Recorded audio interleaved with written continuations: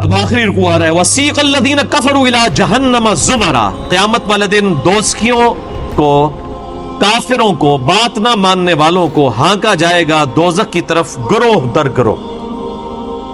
اس میں مسلمان بھی شامل ہوں گے، اس میں کافر بھی شامل ہوں گے۔ وہ مسلمان جو عملاً کافر تھے، صرف وہ شناختی کارڈ میں مسلمان تھے، نماز کوئی نہیں پڑھتے تھے۔ حتی اذا جاؤہا، جب کہ وہ دوزخ کے پاس آئیں گے، فتحت ابوابہا، تو دوزخ کے دروازے ان کے لیے کھولے جائیں گے۔ اعوذ باللہ من الشیطان الرجیم۔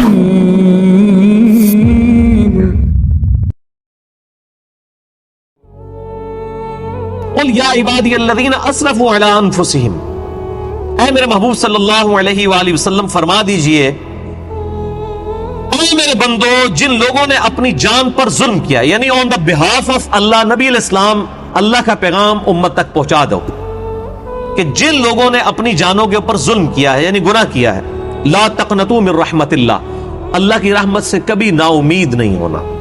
ان اللہ یغفر الذنوب جميعا، بے شک اللہ تعالیٰ سارے گناہوں کو معاف کر دے گا، ایون شرک بھی معاف ہو جائے گا دنیا میں، آخرت میں نہیں، دنیا میں۔ حتیٰ کہ سورۃ الفرقان کی آیت نمبر 70 میں آیا کہ جو شخص دنیا میں شرک سے توبہ کر لے، ہم اس کے گناہوں کو بھی نیکیوں سے بدل دیں گے۔ سب سے بڑا گناہ وہ بھی معافی مانگ لی جائے، وہ بھی نیکیوں میں بدل جائے گا، تو باقی تو گناہ ہی چھوٹے۔ اللہ کی رحمت سے نا امید مت ہو، اللہ تعالیٰ سارے گناہوں کو معاف فرما دے گا۔ انہ هو الغفور الرحیم، بے شک وہ بخشنے والا، رحم فرمانے والا۔ لیکن یہ سارے گناہ معاف ہوں گے دنیا کی زندگی میں۔ جامعہ ترمذی میں حدیث ہے کہ موت کے غرغرے سے پہلے پہلے توبہ قبول ہے، لیکن کسی شخص کو نہیں پتا کہ نزع کا عالم کب آئے گا۔ نزع کا عالم آ گیا پھر اس کی توبہ قبول نہیں ہے۔ اب اللہ ہمارے کہ کس کی توبہ قبول ہوگی، کس کے گناہ معاف کر دیے جائیں گے؟ وَأَنِيبُوا إِلَىٰ رَبِّكُمْ، سچے دل کے ساتھ لوٹ آؤ اپنے رب کی طرف، وَأَسْلِمُوا، اس کے سامنے سر تسلیم خم کر دو، لہو، اس کے لیے، من قبل ان یأتیکم العذاب، اس سے پہلے کہ تم پر اللہ کا عذاب آ جائے، یعنی موت کے وقت ہی عذاب آ جائے گا۔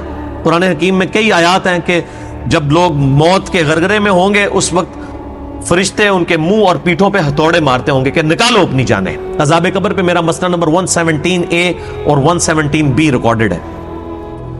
تو اللہ تعالیٰ ہمارا توبہ کرو اس وقت سے پہلے کہ جب یہ عذاب آ جائے گا، ثم لا تنصرون، اس کے بعد تمہاری مدد بھی نہیں ہوگی۔ اور توبہ کا طریقہ کیا ہے؟ واتبعوا احسن ما انزل الیکم من ربکم، اتباع کرو سب سے بہترین کلام کی جو تمہاری طرف اتارا گیا ہے تمہارے رب کی طرف سے، من قبل، اس سے پہلے، ان یاتیکم العذاب، کہ تم پر اچانک عذاب آ جائے، یعنی موت۔ بخاری مسلم کی حدیث ہے جو مر گیا اس کی قیامت قائم ہو گئی، بغتتن، اچانک، وانتم لا تشعرون، اور تمہیں شعور بھی نہ ہو، اوہ یہ کیا ہو گیا، اتنی جلدی میں نے مر جانا تھا۔ ان تقول نفس یا حسرتا، یا کوئی شخص پھر موت کے وقت یہ کہنا شروع کر دے، ہائے افسوس، علی ما فرطت فی جنب اللہ، اس کمزوری پر، اس کوتاہی پر جو میں نے اللہ کے حق میں کی۔ وَإِن كُنتَ لَمِنَ السَّاخِرِينَ، اور اللہ تعالیٰ کی طرف سے کہا جائے کہ تو دنیا میں مذاق اڑانے والوں میں تھا، تو نے تو اللہ کو کیجول لیا ہوا تھا۔ او تقولوا، یا تم پھر موت کے وقت یہ کہنا شروع کر دو، لو ان اللہ ہدانی، اگر اللہ نے مجھے دنیا میں ہدایت دی ہوتی، لکنت من المتقین، تو میں ضرور پرہیزگاروں میں ہوتا۔ یہاں پہ بھی لوگ کہتے ہیں جی دعا کریں جی اللہ نے توفیق دی تو نماز پڑھیں گے۔ اللہ تعالیٰ بارہ موت کے وقت تم نے یہی بہانے لگانے ہیں، تو اس کے ساتھ پھر یہ ہونا چاہیے کہ ہاں یہی کہنا تو میں تمہارا بہانہ مان لوں گا۔ نہیں، آپ ساتھ سنے کیا ہے، او تقول حین تر العذاب، یا پھر جب وہ موت کا عذاب دیکھے تو کہے، لو ان لی کرۃ فاکون من المحسنین، کاش مجھے دنیا میں دوبارہ جانا نصیب ہو جائے، میں بڑا نیکوکار بن جاؤں گا، ایک بار دنیا میں دوبارہ چلا جاؤں۔ اس پہ میرا ابھی ریسنٹلی ایک لیکچر بھی ریکارڈ ہوا ہے، مسئلہ نمبر 196، کاش میں دنیا میں واپس جا سکتا، وہ آپ دیکھیں، اس میں نے اس طرح کی آیات کو بھی کور کیا ہے۔ تو یا پھر وہ جب عذاب دیکھے تو کہ اگر میں دنیا میں واپس چلوں فاکون من المحسنین، تو میں بڑا نیکوکار ہو جاؤں۔ بلا، اب یہ سارے بہانے جب لگائے گا، اچھا دنیا میں نہیں لوگ کہتے ہیں دعا کرو جی اللہ توفیق دے تو نماز پڑھیں گے، جی اللہ دی توفیق نہ لی ہوئے گا، جی اللہ توفیق اس کو دیتا ہے، والذین جاہدوا فینا لنہدینہم سبلنا، جو لوگ ہماری راہ میں کوشش کریں گے ان کے لیے راہ کھلے گی۔ ہدایت اس کائنات کی لیڈ ترین چیز ہے، یہ فری میں تو نہیں مل جائے گی، اللہ تعالیٰ اسی کو ہدایت دے گا جو ہدایت کا طلبگار ہوگا، اس کو ہدایت نہیں ملے گی کبھی بھی کہ جو شخص جو ہے وہ ہدایت کو کیجول لے گا۔ تو اللہ تعالیٰ ماتا ہے جب موت کے وقت یہ بہانے لگائے گا نا کہ میں کاش دنیا میں واپس چلا جاتا, مجھے ٹائم مل جاتا ہے, اللہ تو نے مجھے ہدایت دی ہوتی. دیکھو اللہ نہیں سوٹ دے, اللہ تو ہی منو ہدایت دے دینا تو میں سیدھا ہو جاتا. اللہ تعالیٰ فرمائے گا موت کے وقت, پھر اللہ تعالیٰ کی طرف سے جواب آئے گا, ادار نہیں اللہ نے رکھنا, بلا اللہ فرمائے گا ہاں کیوں نہیں, الٹا تو کہہ رہے ہیں کہ میں نیک ہو جاتا. قد جاءتک آیاتی, میری آیات تو قرآن کی شکل میں تیرے پاس آئی تو تھی, لیکن تو کیا کہتا تھا, اے اللہ جو کچھ بھی ہے تیرے محبوب کی امت سے, ہم نے کوئی نہیں سیدھا ہونا, نبی علیہ السلام کی نسبت ہی ہمارے لیے کافی ہے, نمازیں پڑھ کے ہم نے کیا کرنا ہے, تو ان چکروں میں پڑا ہوا تھا. میری آیات آئی تھی فکذبت, لیکن تو جھٹلاتا رہا, تو یہی کہتا رہا بلے شاہ سی مرنا نہیں, گور پہ کوئی اور, لوگوں کی موت دیکھتا تھا تو یہی سمجھتا تھا کہ یہ تو کوئی اور مرا ہے, مجھے تو موت آنی نہیں ہے. واستکبرت, اور تیرے اندر بڑا تکبر بھی تھا. صحیح مسلم کے اندر حدیث ہے کہ نبی علیہ السلام نے فرمایا جس کے دل میں رائی کے دانے کے برابر بھی تکبر ہوا وہ جنت میں نہیں جائے گا. ایک صحابی نے پوچھا یا رسول اللہ صلی اللہ علیہ وآلہ وسلم, بسا اوقات انسان کی خواہش ہوتی ہے اس کے کپڑے اچھے ہوں, اس کی جوتیاں اچھی ہوں, کیا یہ بھی تکبر ہے؟ آپ نے فرمایا نہیں, اللہ بھی خوبصورت ہے اور خوبصورتی کو پسند فرماتا ہے. تکبر یہ نہیں کہ تم اچھا لباس پہنو یا اچھے جوتیاں پہنو, بلکہ تکبر یہ ہے کہ تم حق بات سے تکبر کرو, حق بات کو قبول نہ کرو اور دوسروں کو حقیر سمجھو. اگر کسی شخص نے مہنگے کپڑے پہنے ہیں کوئی تکبر نہیں, لیکن اگر اس کی بنیاد پہ لوگوں کو حقیر سمجھتا ہے متکبر ہے. اور سب سے بڑا تکبر کیا بتایا کہ حق بات سے عناد کرنا. ایک شخص کو پتا چلا قرآن میں لکھا ہے ایاک نعبد و ایاک نستعین, اب وہ بار بار نماز میں بھی پڑھ رہا ہے پھر بھی المدد یا غوث الاعظم دستگیر کہہ رہا ہے, تو یہ تکبر ہے نا, اس کے اندر اکڑ ہے نا, وہ اپنی اصلاح نہیں کرنا چاہتا. تو اللہ تعالیٰ فرماتا ہے کہ میری آیات تیرے تک پہنچی تھی, فکذبت, تو جھٹلایا کرتا تھا, واستکبرت, اور تو گھمنڈ میں تھا, وکنت من الکافرین, اور تو ناشکروں میں شامل. یہ کافر کا فوراً ترجمہ کر دیتے ہیں یہ شاید اس سے مراد کوئی مودی ہوگا یا کوئی ٹرمپ ہوگا یا بش ہوگا, ابھی تو تینوں زندہ, ہو سکتا ہے مرنے سے پہلے ان کو ہدایت مل جائے, یہ سمجھتے ہیں. حالانکہ عربی میں کافر کہتے ہیں انکار کرنے والے کو. صحیح مسلم میں 246 نمبر حدیث ہے انٹرنیشنل نمبر کے مطابق کہ جس شخص نے, نبی علیہ السلام نے فرمایا کہ بندے کے ایمان اور کفر کے درمیان لکیر نماز ہے, عملاً تو وہ کافر ہے جو نماز نہیں پڑھتا, وہ پاکستان کے شناختی کارڈ میں مسلمان ہے. اللہ تعالیٰ نے جو کرائٹیریا سیٹ کیا ہوا ہے اس میں وہ شخص عملاً کافر ہے جو نماز نہیں پڑھتا. ابو داؤد ترمذی میں حدیث ہے جس نے جان بوجھ کے نماز چھوڑی اس نے گویا کفر کیا. آپ اس کو بے شک مسلمان سمجھتے رہے, اللہ کے حضور اس کا اسلام ثابت نہیں ہے جو نماز نہیں پڑھتے. تو بڑا ناشکرا تھا. وَيَوْمَ الْقِيَامَةِ تَرَى الَّذِينَ كَذَبُوا عَلَى اللَّهِ, اور قیامت والے دن تم دیکھو گے ایسے شخص کو جو اللہ پہ جھوٹ باندھا کرتا تھا, وجوہ مسودہ, کہ ان کے چہرے سیاہ ہوں گے. اللہ پہ جھوٹ باندھنا یہی ہے نا کہ خیر ہے جی اللہ تعالیٰ نے ساڑی نمازاں نہیں چاہیے دیا, یہ اللہ پہ جھوٹ باندھنا ہے نا. یہ کہاں لکھا ہوا ہے قرآن میں کہ اللہ کو ہماری نمازیں چاہیے یا نہیں چاہیے؟ اللہ نے تو اس کو ٹاپک ہی نہیں بنایا. اللہ نے تو کہا تمہیں تمہارے لیے نمازیں چاہیے, تمہاری ڈیوٹی لگائی ہوئی ہے. یہاں پہ تو بھینس کام کرنا چھوڑ دینا, اگلے دن اس کا گوشت مارکیٹ میں آ جاتا ہے جو دودھ دینا چھوڑ دے بھینس, اس کو کہتے ہیں سلاٹر ہاؤس لے جاؤ, کمیلے لے جاؤ جیلم. تو وہ انسان جو اللہ تعالیٰ کی طرف سے دی ہوئی ذمہ داری پوری نہ کرے اس کے لیے بھی بہت بڑا کمیلہ اللہ نے تیار کیا ہوا ہے, سلاٹر ہاؤس دوزخ کی فارم میں, وَلِعَوْذُ بِاللَّهِ تعالی. اور وہی بات آ گئی اگلی, أَلَيْسَ فِي جَهَنَّمَ مَثْوًى لِلْمُتَكَبِّرِينَ, کیا جہنم تکبر کرنے والوں کا برا ٹھکانہ نہیں ہے؟ کیا یہ اس چیز کے حقدار نہیں کہ دوزخ میں جائیں جو تکبر کرتے رہے پوری زندگی, ہمارے نبیوں کی دعوت کو ٹھکراتے رہے, کیجول لیتے رہے. وَيُنَجِّ اللَّهُ الَّذِينَ اتقوا بمفازتہم, اور اللہ تعالیٰ نجات دے دے گا متقیوں کو کامیابی کے ساتھ. لا یمسہم السوء ولا ہم یحزنون, نہ تو انہیں کوئی تکلیف پہنچے گی قیامت والے دن اور نہ وہ غمگین ہوں گے. یعنی سائملٹینیس کنٹراسٹ آ گیا کہ ایک متکبرین کی روش ہے اور ایک اہل ایمان کی, ان کو اللہ تعالیٰ کامیاب کر لے گا ان کے تقوی کے سبب, اور انہیں کوئی تکلیف نہیں پہنچے گی اور وہ غم زدہ نہیں ہوں گے. اللہ خالق کل شیء، اللہ تعالیٰ خالق ہے ہر چیز کا، وہو علی کل شیء وکیل، اور وہ ہر چیز پر کارساز ہے، نگہبان ہے، لہو مقالید السماوات والارض، اسی کے لیے ہیں کنجیاں آسمانوں کی اور زمین کی، والذین کفروا بآیات اللہ، وہ لوگ کہ جنہوں نے اللہ کی آیات کا کفر کیا، اولئک هم الخاسرون، خسارے میں وہی لوگ پڑیں گے۔ اب میرے بھائیو، یہ آخری دو رکوع قرآن حکیم میں سخت ترین آیات ہیں، سورہ الزمر، اور اسی کی وجہ سے سورہ الزمر کا نام بھی الزمر ہے۔ اس میں دو گروہوں کا ذکر آ رہا ہے کہ سب سے پہلے بتایا جائے گا کہ دوزخی کس طرح اللہ کے حضور پیش ہوں گے آن دا ڈے آف ججمنٹ۔ یہ ڈراپ سین آف القیامہ ہے، قیامت کے دن کا آخری منظر، لیکن اس کی ذرا تمہید دیکھیں کتنے سخت الفاظ میں۔ اور میں نے پہلے بھی کئی دفعہ یہ بات بتائی ہے کہ قرآن حکیم کی جو صورتیں ہیں یہ اللہ کے خطبات، ڈیوائن اوریجنز ہیں، اور خطبے کا سٹائل یہ ہوتا ہے کہ جب یہ کنکلوڈ ہونے لگتا ہے نا تو بڑی جاندار گفتگو کے ساتھ کنکلوڈ ہوتا ہے، تاکہ پورے کے پورے معاملات کو ایک جگہ جمع کر کے اصل میسج جو ہے وہ آڈینس تک پہنچا دیا جائے۔ اب یہ آخری دو رکوع وہ ہیں۔ قل فغیر اللہ تأمرونی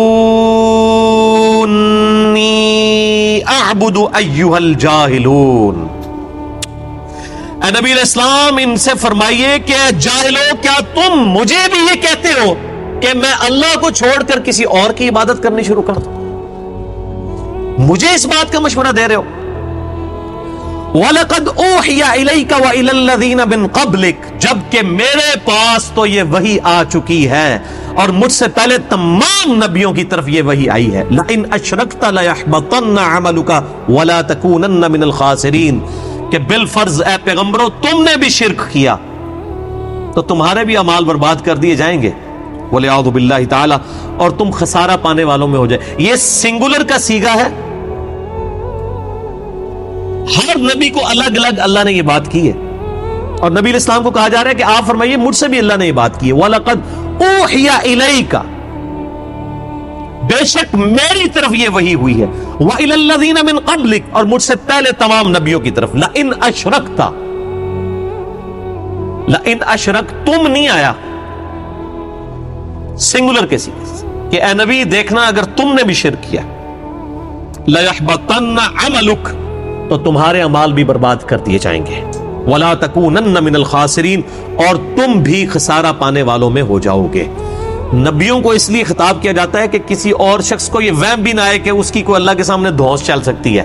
اگر نبیوں کا یہ سٹیٹس ہے کہ اللہ تعالیٰ توحید کے معاملے میں اتنا سینسٹیو ہے کہ وہ نبیوں کو بھی اسٹریٹ فارورڈ یہ بات کر رہا ہے کہ تم سے بھی شرک جو ہے گوارا نہیں ہوگا، تو باقی لوگ پھر کس کھاتے میں؟ شرک is the most sensitive issue in the sight of Allah. Allah کے حضور شرک سب سے زیادہ حساس معاملہ ہے، اسی لیے قرآن حکیم میں دو دفعہ یہ آیت آئی ہے ایک ہی صورت میں، سورۃ النساء آیت نمبر 48 اور آیت نمبر 116، ان اللہ لا یغفر ان یشرک بہ، بے شک اللہ تعالیٰ اس گناہ کو کبھی معاف نہیں کرے گا کہ اللہ کے ساتھ کسی نے شرک کیا ہوا، وَيَغْفِرُ مَا دُونَ ذَلِكَ لِمَن يَشَاءُ، اس کے علاوہ ہر گناہ معاف کر دیا جائے گا، وہ بھی جس کے لیے اللہ چاہے گا۔ إِنَّهُ مَن يُشْرِكْ بِاللَّهِ فَقَدْ ضَلَّ ضَلَالًا بَعِيدًا، بے شک جس نے اللہ تعالیٰ کے ساتھ شرک کیا وہ گمراہ ہوا، گمراہی میں بھی دور جا پڑا۔ اللہ تعالیٰ ہمارا قیامت والے دن ہم بھی شرک معاف نہیں کریں گے۔ اور میں آپ کو یہ بات بتا دوں ٹیکنیکلی، عقیدے کی بات، اصول کی بات، فقہی ٹرم میں اصول کہتے ہیں عقیدے کو، اور فروع کہتے ہیں یہ فقہی جو مسائل ہیں ان کو، یہ اصول کی بات ہے۔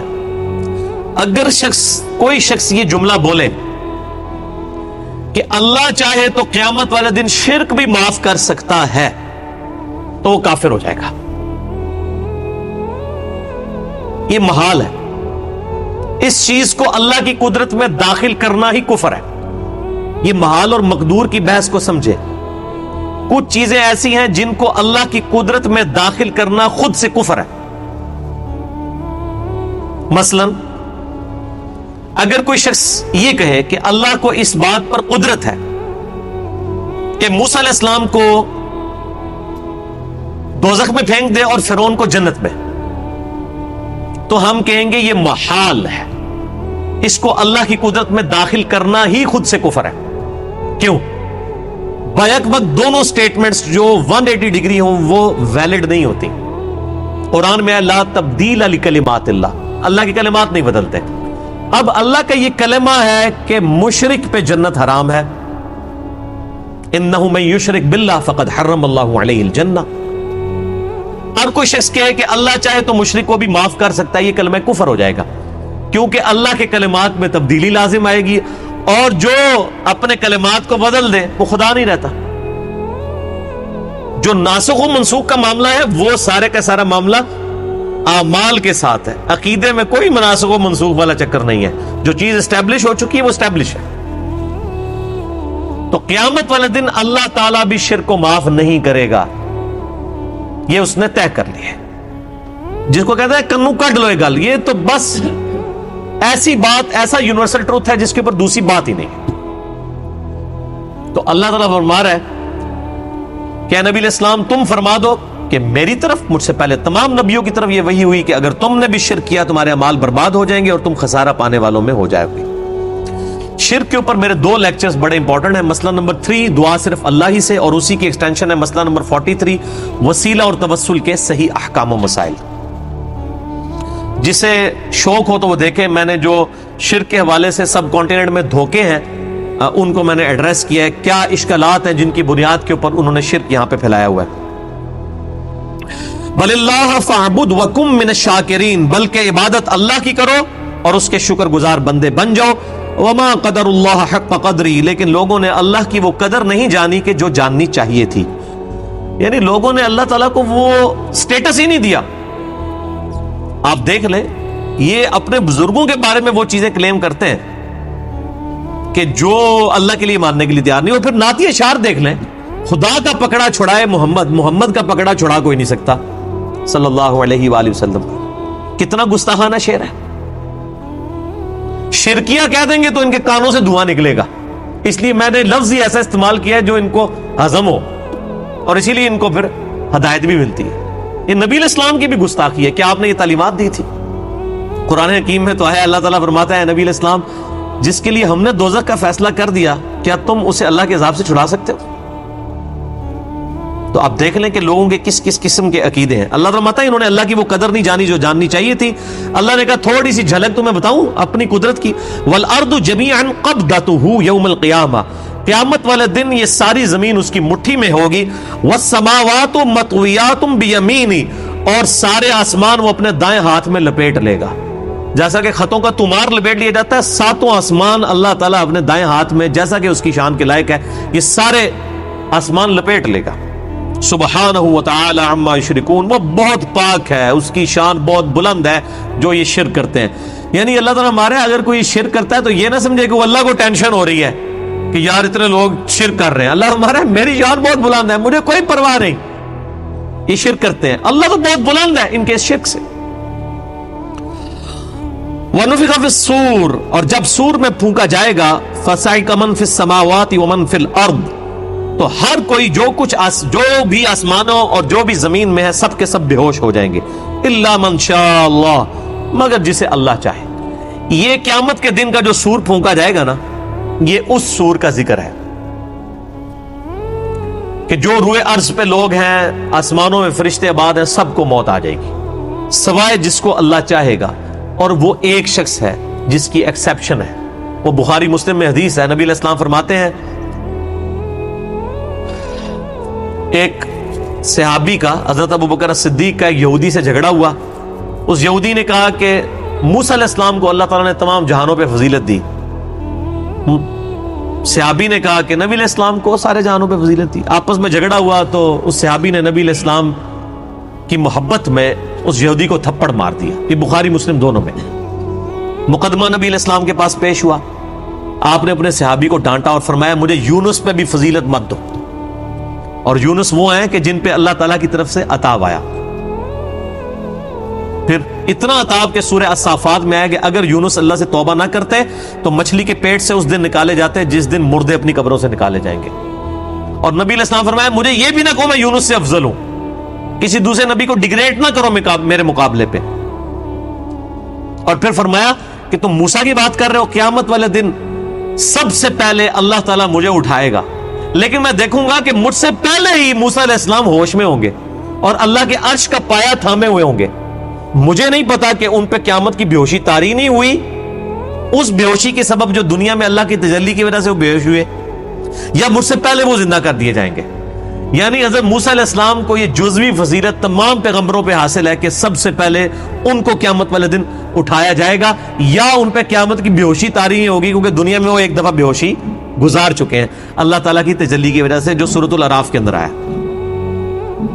اب دیکھیں اللہ تعالیٰ فرماتا ہے جس سے اللہ چاہے گا وہ بے ہوش نہیں ہوگا. ثم نفخ فیہ اخری، پھر سور میں دوبارہ سے پھونکا جائے گا. فَإِذَا هُمْ قِيَامٌ يَنظُرُونَ، تو سب کے سب لوگ زندہ ہو جائیں گے اور یوں کھڑے ہو کے ایک دوسرے کو دیکھنا شروع کر دیں گے، انتظار کریں گے کہ اب کیا ہونا ہے. وَأَشْرَقَتِ الْأَرْضُ بِنُورِ رَبِّهَا، زمین جگمگا اٹھے گی تیرے رب کے نور سے. یعنی اللہ تعالیٰ اس دنیا پہ آ جائے گا جیسا کہ شان کی لائق ہے. وَجَاءَ رَبُّكَ وَالْمَلَكُ صَفًّا صَفًّا، سورۃ الفجر میں آتا ہے نا کہ اللہ تعالیٰ اور فرشتے قطار در قطار اس دنیا پہ اتریں گے. اسی دنیا کے اوپر میدان محشر قائم ہونا ہے. وَأَشْرَقَتِ الْأَرْضُ بِنُورِ رَبِّهَا، زمین جگمگا اٹھے گی تیرے رب کے نور سے. وَوُضِعَ الْكِتَابُ، اور نامہ اعمال کا دفتر سامنے رکھ دیا جائے گا. وَجِيءَ بِالنَّبِيِّينَ وَالشُّهَدَاء، اور بلایا جائے گا نبیوں کو بھی اور شہداء کو بھی. شہادت علی الناس کرنے والے لوگ جو نبیوں کے بہاف پہ نبیوں کا پیغام ان کی امتوں تک پہنچاتے ہیں، ان کو کہتے ہیں شہید. ایک تو وہ شہید ہے جس کو آپ شہید سمجھ رہے ہوتے ہیں، جو جنگ میں مارا جائے، یہ تو بہت چھوٹا شہید ہے. اصل شہید وہ ہے جو اللہ کی دعوت لے کے اٹھتا ہے اور شہادت علی الناس کرتا ہے، جو بخاری مسلم میں موجود ہے. کیا میں نے اللہ کا پیغام تم تک پہنچا دیا؟ صحابہ نے کہا یا رسول اللہ صلی اللہ علیہ وسلم پہنچا دیا. تو آپ نے 3 دفعہ فرمایا اللہم اشہد اللہم اشہد اللہم اشہد. 3 دفعہ آسمان کی طرف انگلی اٹھائی، پھر اصحاب کی طرف. اے اللہ گواہ رہنا، اے اللہ گواہ رہنا، اے اللہ گواہ رہنا. یہ مان رہے ہیں کہ میں نے پیغام پہنچا دیا. اور پھر فرمایا اب تمہاری ذمہ داری ہے کہ تم اس پیغام کو ان لوگوں تک پہنچاؤ جو یہاں پر موجود نہیں ہے. یعنی وہ شہادت علی الناس، یعنی وہ ذمہ داری جو نبی علیہ السلام کے مبارک کندھوں پر تھی، وہ آپ نے شفٹ کر دی امت تک. اب امت شہادت علی الناس کرے گی. تو ظاہر ہے جو پھر شہادت علی الناس کرنے والے ہیں ان کو نبیوں والی تکالیف سے بھی گزرنا پڑے گا. تو اللہ تعالیٰ پھر قیامت والے دن ان کو بدلہ دلوائے گا نا. نامہ اعمال بھی آ جائیں گے، نبی بھی، اور نبیوں کے جو خلفاء ہیں، جو نبیوں کے طریقے پر قیامت تک لوگوں کو دین کی طرف بلانے والے، شہادت علی الناس کرنے والے لوگ ہیں، وہ بھی بلا لیے جائیں گے.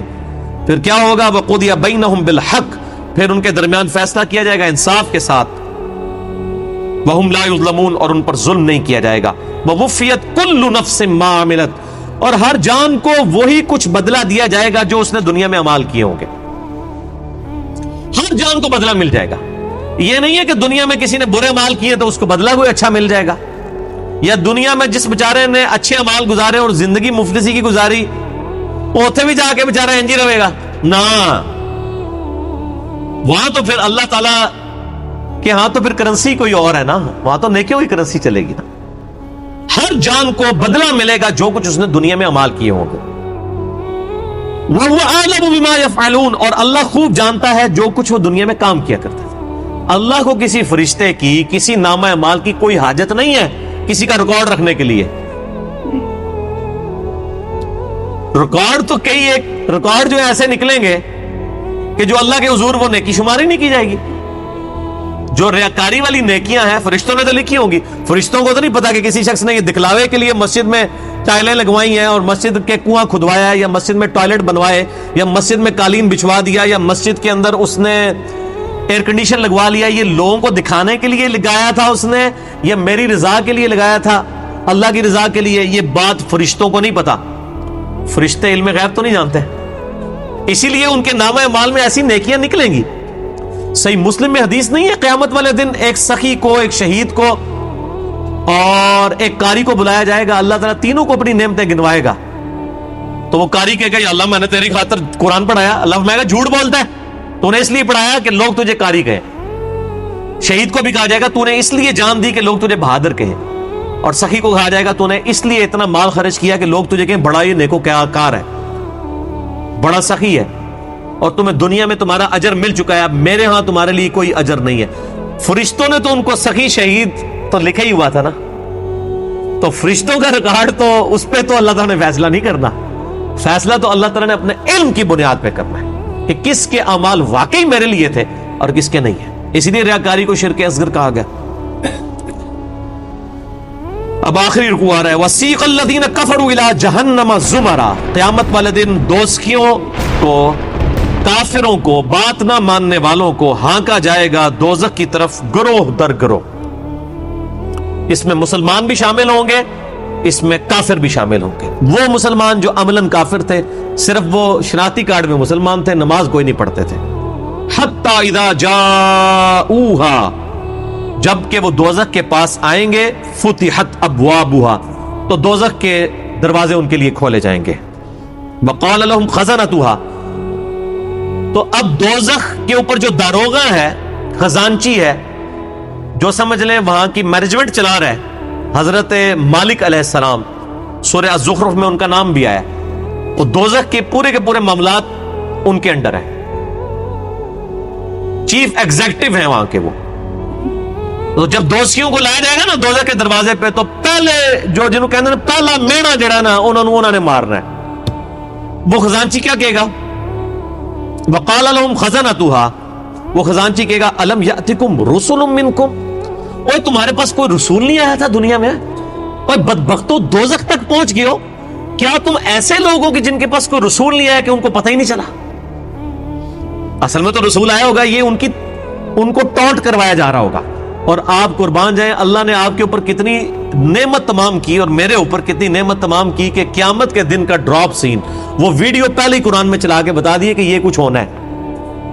اگر یہاں میں کسی کو یہ مستقبل کی ویڈیو دکھا دوں آپ میں سے کہ جی آپ میں سے جو فلاں شخص بیٹھا ہوا ہے جیسے ہی یہاں سے سیڑھی اتر کے روڈ کراس کرے گا ٹرک کے نیچے آگے مارا جائے گا، ویڈیو دیکھ لے اپنی، تو نکلنا ہی نہیں ہو، تسی کہہ رہے میری قبر کتنے بنا دو، میں یہ اٹھتا، یہی ہوگا نا. لیکن یہ قیامت کے دن کا ڈراپ سین بتایا جا رہا ہے، لوگوں کے کان پہ جوں تک نہیں رینگتی. اور اکثر لوگوں کو تو وہ یہ چیزیں قرآن پڑھنے سے ہی دور رکھا جاتا ہے. تو اللہ تعالیٰ ماتا ہے کہ وہ خزانچی کے اوہ تیرے پاس کوئی رسول نہیں آئے تمہارے پاس، منکم یتلون علیکم آیات ربکم، جو تمہارے رب کی آیات تم پر تلاوت کرتے، وَيُنذِرُونَكُمْ لِقَاءَ يَوْمِكُمْ هَذَا، اور تمہیں ڈراتے آج کے دن کی ملاقات سے کہ تمہیں اپنے رب کے حضور پیش ہونا ہے. اس جو یہ ملاقات ہونے والی تھی اس کا ڈر سنانے والا کوئی پیغمبر دنیا میں نہیں آیا تھا. اب دیکھ لیں اللہ کے حضور بزرگوں والا کوئی کنسپٹ نہیں ہے. اللہ کے حضور دائی جو ہے، امام جو ہے، وہ صرف پیغمبر ہے. یہاں تو ہونا چاہیے تھا نا کہ کوئی بزرگ نہیں آئے، کوئی فرقیاں دے بزرگ، کوئی شیخ الحدیث جنہوں نے تو کوئی گل دسی ہوئے. وہ سارے کے سارے ڈاکی ہیں. اصل میں جو ریپریزنٹیٹو ہے گاڈ کا آن دا فیس آف ارتھ وہ صرف پیغمبر ہوتا ہے، باقی تو سب ڈاکی ہیں، سب کے سب. وہ تو مڈل مین ہے. اصل میں جو پرسنالٹی ہوتی ہے وہ صرف پیغمبر ہوتا ہے. قالوا بلا، وہ کہیں گے ہاں کیوں نہیں، آیا تو تھا، ولکن حقت کلمۃ العذاب علی الکافرین، لیکن اب کیا ہو سکتا ہے جو بات نہیں دنیا میں مانتے تھے اپنے پیغمبروں کی، ان پر اللہ کا عذاب تو آ کے رہنا تھا. ہم نے دنیا میں بات نہیں مانی، ہمارا یہ انجام ہو کر ہی رہنا ہے. قیل ادخلوا ابواب جہنم خالدین فیہا، کہا جائے گا کھولو دوزخ کے دروازے، داخل کر دو ان میں ان کو ہمیشہ کے لیے. فبئس مثوى المتکبرین، کیا ہی برا ٹھکانہ ہے تکبر کرنے والوں کا. اور تکبر کی ڈیفینیشن میں پہلے بتا چکا صحیح مسلم سے کہ تکبر یہ ہے کہ تم حق بات سے اناد کرو اور لوگوں کو حقیر سمجھو. اب سائملٹینیس کنٹراسٹ، اہل جنت جو ہیں وہ کیسے پیش ہوں گے. وسیق الذین اتقوا ربهم الى الجنۃ زمرا، اہل جنت کو بھی گروہ در گروہ جنت کی طرف لے جایا جائے گا، یعنی جنتی بھی گروہوں کی شکل میں چل رہے ہوں گے. ظاہر ہے کہ کسی ایک دائی کی آواز پہ لبیک کسی نے کہا ہوگا، یعنی ہر زمانے میں حق کی آواز بلند کرنے والے لوگ موجود ہیں جنہوں نے اپنی عبادت نہیں کروائی، اللہ کی عبادت کروائی. ایک وہ لوگ آواز بلند کرنے والے ہیں جنہوں نے اپنی تجوریاں بھری، جنہوں نے اپنے نذرانے بھرے، جنہوں نے لوگوں کو اپنی ذات کی طرف لگایا، اور جب ان سے کہا گیا کہ اللہ کے ساتھ لگاؤ تو کیا جو پیچھے تو اللہ ہی ہے نا جی. اور جب کہا گیا کہ نبی علیہ السلام کے ساتھ لوگوں کو جوڑو تو انہوں نے کہا جی یہ بزرگ جو ہیں جو ہمارے امام ہم نے کھڑے کیے ان کے پیچھے نبی علیہ السلام ہی ہے. نبی علیہ السلام کو بھی بیک فٹ پہ کر دیا، اللہ کو بھی بیک فٹ پہ کر دیا. ان بزرگوں کی بات نہیں ہو رہی، واقعی جنہوں نے اللہ کی دعوت دی ہے، شہادت علی الناس کرنے والے، گروہ در گروہ جنت میں داخل کیے جائیں گے. حتی اذا جاؤہا، یہاں تک کہ جب وہ جنت کے دروازوں کے پاس پہنچیں گے، وفتحت ابوابہا، تو جنت کے دروازے پہلے ہی کھلے ہوں گے. پوائنٹ ٹو بی نوٹڈ، دوزخیوں کے لیے دروازے پہنچنے کے بعد کھولے جائیں گے، اور جنتیوں کو جب جنت کے دروازے پہ لایا جائے گا تو پہلے ہی کھولے ہوئے ہوں گے. اللہ تعالیٰ ان کو ایک لمحے کے لیے بھی تکلیف نہیں دینا چاہے گا کہ ان کے لیے کوئی سسپینس باقی ہو کہ پتہ نہیں اب یہ کون سا دروازہ کھولنے والا ہے. اور جنت کی خوشبو کتنی دور سے آ رہی ہوگی، تو پہلے ہی جنت کے دروازے کھلے ہوں گے. اتنا ڈیلے بھی اللہ تعالیٰ ان کے لیے نہیں کرے گا. وہاں پہ خزانچی نے کیا کہا تھا، تمہارے اندر کوئی رسول نہیں آیا کہ تمہیں کوئی صحیح بات بتاتا؟ وہ کہیں گے ہاں جی آیا تھا لیکن ہم نے بات نہیں مانی. یہاں پر جو رضوان ہے جنت کا داروغہ، وہ کہے گا وقال لهم خزنتها، کہے گا جنت کا خزانچی سلام علیکم، کہے گا تم پر سلامتی ہو، طبتم، اور بڑے اچھے رہ گئے ہو تم لوگ، بڑے پاک صاف لوگ ہو تم، فادخلوها خالدین، اب ہمیشہ کے لیے جنت میں داخل ہو جاؤ. کہے گا بڑے چنگے رہ گئے ہو تسی، اللہ دے بندے ہو، تکو دوسرے نال کی پہ ہوندا جے. وقال الحمدللہ الذی صدقنا وعدہ. اب ظاہر ہے جنتی جو ہیں ان کی تو پھر روش ہی کچھ اور ہے. وہ کہیں گے تمام تعریفیں اس اللہ کے لیے جس نے ہم سے جو وعدہ دنیا میں نبیوں کے ذریعے کیا تھا نا کہ دنیا میں اللہ کی مان کے چلو تو جنت تمہاری مرضی کی تمہیں ملنے والی ہے. تمام شکر اس اللہ کا ہے جس نے اپنا وعدہ پورا کیا. وَأَوْرَثَنَا الْأَرْضَ نَتَبَوَّأُ مِنَ الْجَنَّةِ حَيْثُ نَشَاءُ، اور اس نے ہمیں ایسی جنت کا وارث کر دیا کہ جس میں ہم جہاں چاہیں گے رہیں گے. فَنِعْمَ أَجْرُ الْعَامِلِينَ، پس کیا ہی بہتر اجر ہے عمل کرنے والوں کا. دودھ پینے والے مجنو نہیں، عمل کرنے والے. عمل کیے بغیر کچھ بھی نہیں ہونا، خالی کھوکھلے نعروں سے کچھ نہیں ہونا. اللہ تعالیٰ مارے کہ کیا ہی بہتر اجر ہوگا عمل کرنے والوں کا. وَتَرَى الْمَلَائِكَةَ حَافِّينَ مِنْ حَوْلِ الْعَرْشِ، تم دیکھو گے اس دن کہ فرشتے اللہ کے عرش کے گرد جو ہے وہ گھیرا ڈالے ہوئے ہوں گے. یسبحون بحمد ربہم، اپنے رب کی تسبیح بیان کر رہے ہوں گے حمد کے ساتھ. وہ بخاری مسلم میں آ گیا، بخاری کی آخری حدیث یہی ہے. اللہ تعالیٰ کو دو کلمات بہت پسند ہیں جو زبان پہ ہلکے ہیں لیکن میزان عمل پہ بہت بھاری ہیں، سبحان اللہ و بحمدہ سبحان اللہ العظیم. یہی فرشتوں کا کلام ہوگا. یعنی جسے کہتے ہیں ڈراپ سین آف قیامت یہ ہو رہا ہوگا کہ جب جنتی جنت میں داخل ہوں گے تو فرشتے اللہ کے عرش کے گرد جمع ہوں گے اور سبحان اللہ و بحمدہ اللہ کی تعریفیں بیان کر رہے ہوں گے. وقضی بینہم بالحق، اور ان کے درمیان فیصلہ کیا جائے گا حق کے ساتھ، پرپز فل، با مقصد. جس نے دنیا میں اچھے مال کیے ہیں اسے اچھا بدلہ، جس نے برے مال کیے اس کے لیے برا بدلہ. وقیل الحمدللہ رب العالمین، اور ہر طرف سے یہ صدا آ رہی ہوگی الحمدللہ رب العالمین، الحمدللہ رب العالمین. یہ قیامت کے دن کا ترانہ ہوگا، الحمدللہ رب العالمین. کیوں؟ یہ ساری کائنات اسی نے سجائی، اسی نے مخلوقات کا سلسلہ شروع کیا، اسی نے زندگی اور موت کے معاملات رکھے.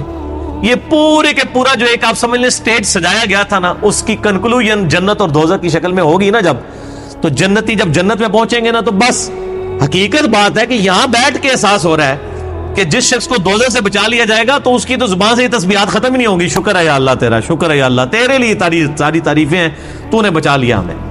تو قیامت کے دن حمد کا ترانہ کیا ہوگا؟ الحمدللہ رب العالمین. تمام تعریفیں اللہ کے لیے، ہر طرف سے یہ ندا آ رہی ہوگی الحمدللہ رب العالمین، الحمدللہ رب العالمین، الحمدللہ رب العالمین. اور یہاں لوگوں نے وہ اپنے بزرگوں کے نعرے بنائے ہوئے ہیں، اور جی ہم تو اس طریقے سے نعرہ مارتے ہوئے جائیں گے، اسی تو ادھر کٹھے ہوانگے، اسی اینج ہوانگے. او بھائی کچھ بھی نعرے نورے نہیں ہوتے. ایک اللہ کی حکومت ہے، لمن الملک اليوم للہ الواحد القہار. آج کے دن کس کی بادشاہت ہے؟ ایک اکیلے اللہ کی جو سب پہ چھایا ہوا ہے.